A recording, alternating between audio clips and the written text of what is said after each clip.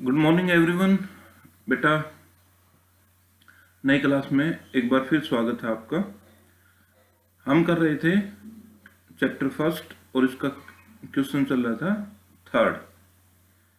Long question होने के कारण इसको हमने दो पार्ट में डिवाइड किया था। इसके टोटल 13 पॉइंट थे और इसके हमने लास्ट क्लास में 6 पॉइंट किए थे। आज इसके जो बाकी बचे हुए पॉइंट्स है वो भी डिस्कस करेंगे। तो हमारा क्वेश्चन था शारीरिक शिक्षा की आवश्यकता और महत्व का वर्णन कीजिए। तो इसके जो पॉइंट थे जो हमने रिवाइज कर लिए थे, एक बार फिर उसको दोहरा लेते हैं। पहला था मस्तिष्क की सजगता, दूसरा था स्वास्थ्य के रोगों का ज्ञान, राष्ट्रीय एकीकरण की बढ़ोतरी, अतिरिक्त समय का उचित उपयोग, मानवीय संबंधों में आवश्यकता और संवेगात्मक विकास। ये पॉइंट्स हमने लास्ट क्लास में किए थे। आज इसका 7वां पॉइंट है अनुशासन बनाए रखने में सहायक। शारीरिक शिक्षा अनुशासन बनाने रखने में सहायक है क्योंकि अनुशासन शारीरिक शिक्षा के रीढ़ की हड्डी है। यानी जिस प्रकार हमारे शरीर की का स्तंभ किसे कहा जाता है, रीढ़ की हड्डी को, तो उसी प्रकार अनुशासन भी शारीरिक शिक्षा की रीढ़ की हड्डी है। इसे हर स्थिति में अनुशासन चाहिए। यह खेलों द्वारा ही संभव है। यानी शारीरिक शिक्षा में हमें क्या चाहिए? अनुशासन नहीं चाहिए। और बिना अनुशासन के कोई भी चीज, चाहे घर हो, चाहे स्कूल हो, चाहे खेल हो, चल नहीं सकता। तो अनुशासन अति आवश्यक है। अगला पॉइंट है यह सहन शक्ति को बढ़ाता है। सहन शक्ति मानव के लिए बहुत जरूरी है क्योंकि हमें कुछ ऐसा समय आता है जिसमें हमें कुछ न कुछ सहन करना पड़ता है। तो इसलिए ये बहुत ही आवश्यक है। जिस व्यक्ति में सहन शक्ति है वह समाज में अच्छा समायोजित व्यक्ति होता है। यानी जिसमें सहन शक्ति है ना, वो एक अच्छा समाज में मिलजुल कर रहने वाला व्यक्ति होता है। समायोजित होता है कि समाज में, जैसे जिस समाज में हम रहते हैं, मिलजुल कर रहना। शारीरिक शिक्षा ऐसे अवसर देता है जिसमें सहन शक्ति को बढ़ाया जा सकता है। शारीरिक शिक्षा के दौरान ऐसे बहुत सारे अवसर आते हैं जिससे वो सहन शक्ति को बढ़ाया जा सकता है। अगला पॉइंट है चरित्र को बनाने में मदद करती है। शारीरिक शिक्षा में खुशी, स्वास्थ्य, कुशलता और चरित्र के विकास में मदद मिलती है।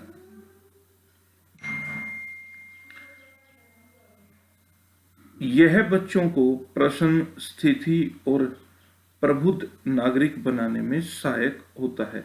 यानी यह बच्चों को खुश भी रखता है, स्थिर भी रखता है और प्रबल बनाने में सहायक होता है।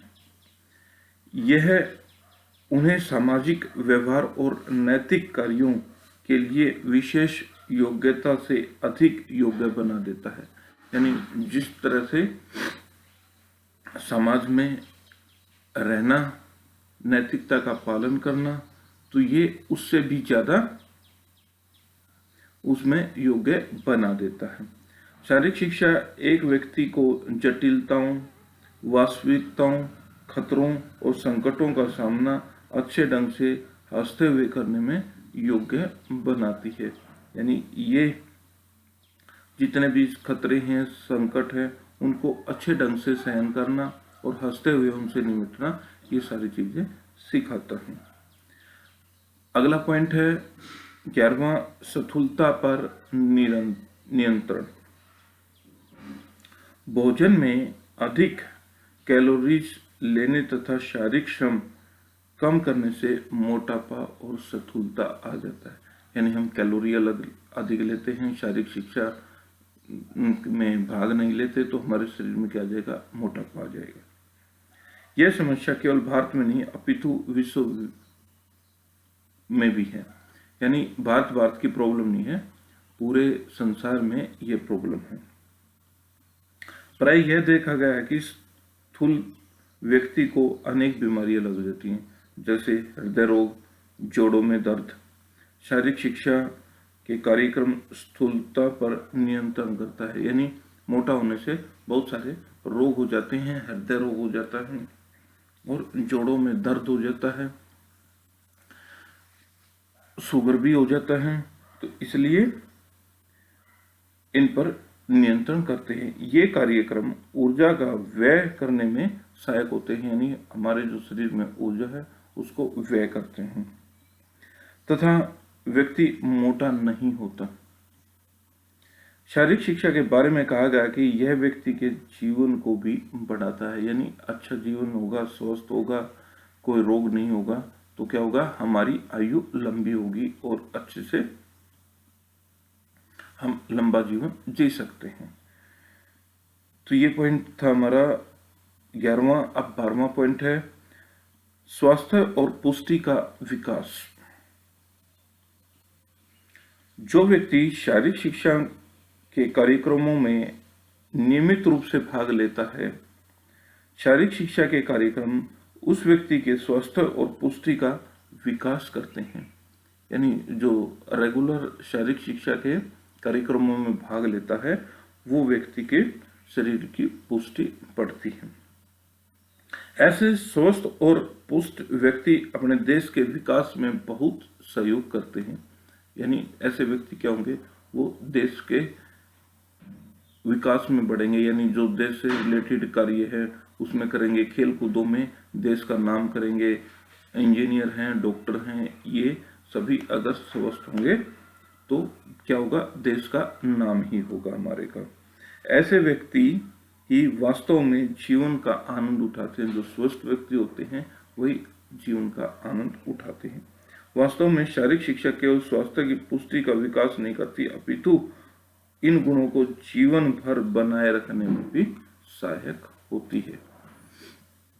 ये शारीरिक पुष्टि ही नहीं बढ़ाते बल्कि ये गुण जीवन भर बनाए रखते हैं, यानी वो स्वस्थ भी रहेगा, अच्छा भी रहेगा, एक नागरिक भी बनेगा और अपने जीवन का आनंद भी लेगा। लास्ट और अंतिम पॉइंट है बेटा, गति कौशल के विकास में सहायक। शारीरिक शिक्षा के कार्यक्रमों के मध्य में गति और गामक कौशलों के विकास में सहायता मिलती है। इन कार्यक्रमों में भाग लेने से गोमक कौशलों में कुशलता एवं प्रवीणता बढ़ जाती है। यानी शारीरिक शिक्षा के कार्यक्रमों के माध्यम से गति और कौशल का विकास होता है, यानी हमें जो भी हम कार्य करते हैं उसमें गति मिलती है और कुशलता भी मिलती है।